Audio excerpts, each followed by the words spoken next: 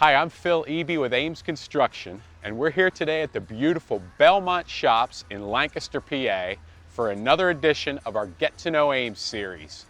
We love this opportunity to introduce you to members of our great team, to our outstanding owners without whom we wouldn't have work, and our outstanding trade partners who do a great job helping us deliver jobs on time, on budget, and built right.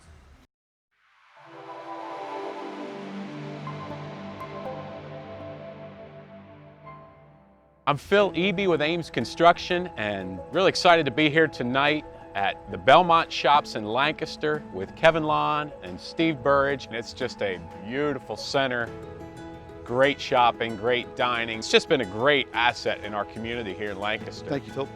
This is kind of a signature project for both of you guys. Can you tell us a little bit about Belmont?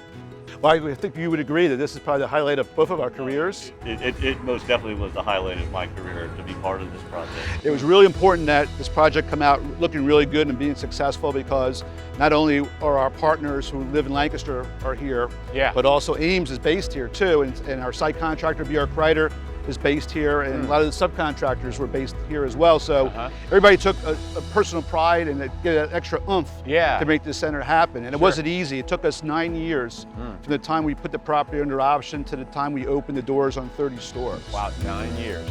Ames did a great job. We hit rock when we were pouring the footings, so we had to blast some rock out of there. And then we built part of the store on a quarry, which was filled with water. So we had to fill that in. And then also we needed a piece of electric equipment, which we couldn't source locally. And the deadline was coming up. And so we went, Ames subcontractor Neshaminy Electric, found the equipment down in Texas. Wow. So we had the supplier drive it up personally, and we had it installed like days before we had to make our delivery date. Wow, so 9 years, really so much of it waiting for approvals, and then just the challenges of building. Steve, tell us a little bit more about construction joys and challenges, and I mean, Belmont, it was an honor to be part of the team. It truly was. I think I said that already.